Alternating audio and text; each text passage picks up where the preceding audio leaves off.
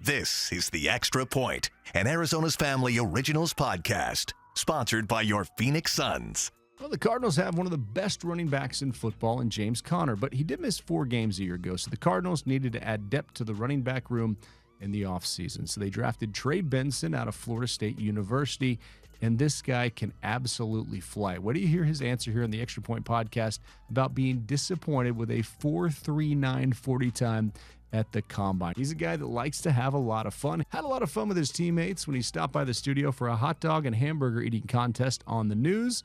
And Trey Benson, our guest on the Extra Point podcast. Just getting to know you. This is our podcast. I hope you like our graphic there. Looks like an old video game. This is a nice setup. This is a nice little setup. Yeah, no, we have a lot of fun in here. It's a little more, the lights in the studio and the teleprompters. This is just kind of like a fun chance to chat. And I mean, just joining this team and just kind of reading up and just seeing your story. It's been kind of an incredible one. Yeah. Going to Oregon. And if I'd have told you after the injury in Oregon, you'd be sitting here talking to me, what would you have told me? I don't know. I don't think I would have believed it.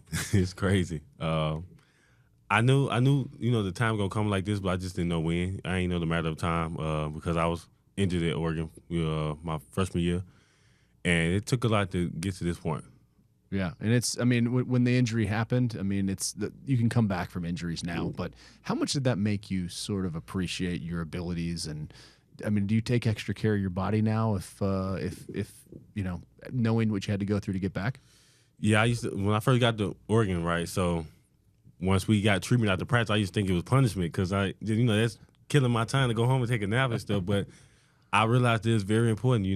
The injury was a blessing in disguise because it made me more stronger mentally and physically. So I'm glad the injury happened. I don't know how that may sound, but I'm glad the injury happened because it made me who I am today. So how does that work when you get the ball and you see just a little bit of daylight and the end zone sitting there?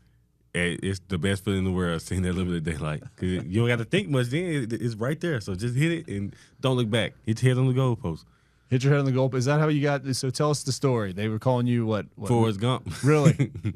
So do you like the movie? Have you seen the movie? I've seen the movie plenty of times. Yeah. When I was younger, me and my family, I used to watch it all the time.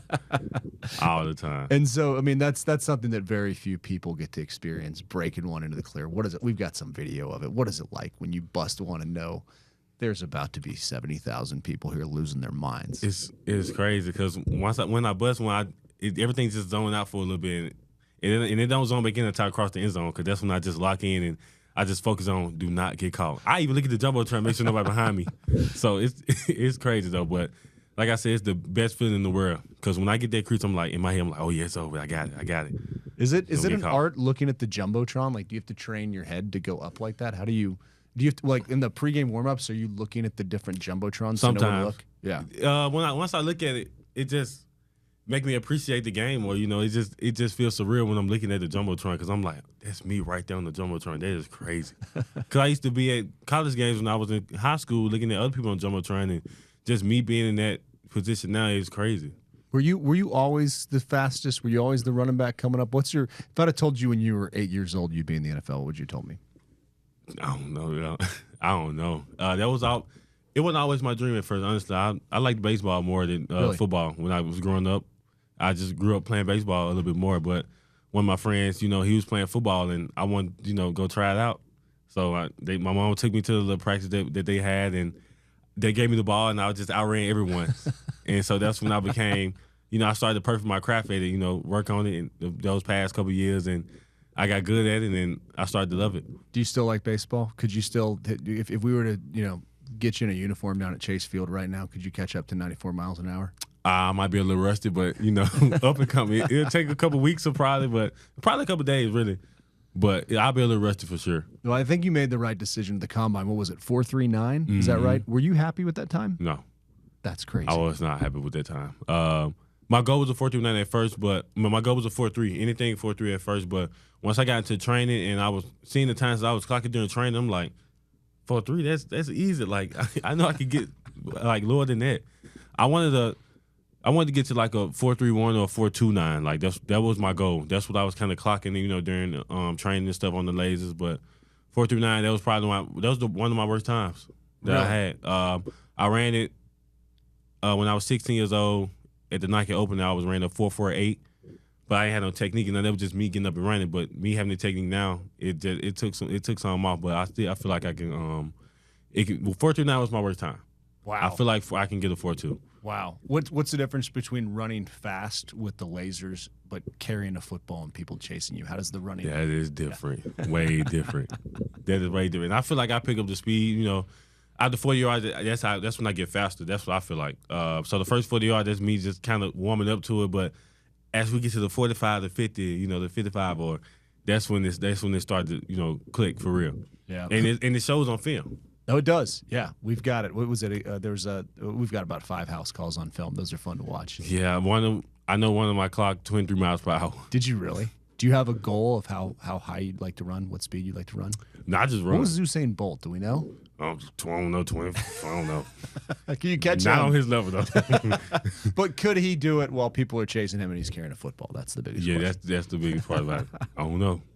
Well, so tell me about growing up. What was it like growing up in Mississippi and playing sports, and why the decision to go to Oregon initially?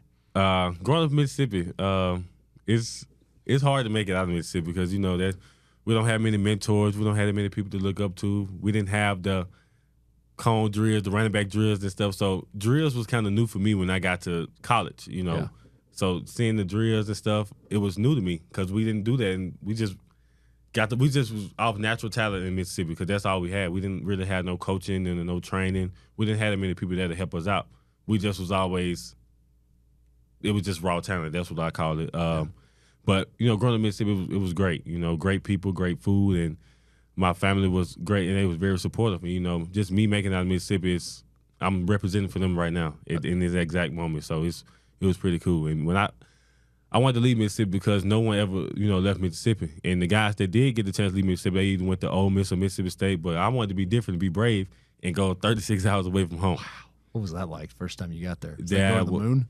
It was crazy. I'd never been to the West Coast. I'd never been out of Mississippi. That was my first time ever leaving Mississippi, was going to Oregon. And I enjoyed it. I met a lot of people, and I met good friends. And I'm actually on the team with Verone McKinley. He went to Oregon with me, and he on the team with the Cardinals right now. So I enjoyed Oregon for sure. But then it was different, though. Then you went back home, and Mike Norvell's still a name around here. He was the Arizona State offensive coordinator. Tell us about going back there, but also how close were you to actually going to Arizona State at one point?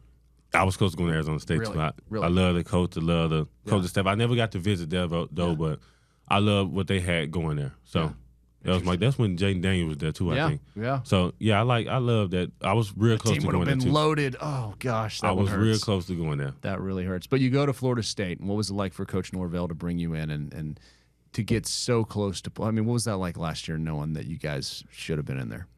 Yeah, it was hard. It was sad and hard, but I had my teammates to lift me up, and we just lifted each other up and kept each other calm because we had a lot of mad people. I'm talking about the whole entire state of Florida was mad.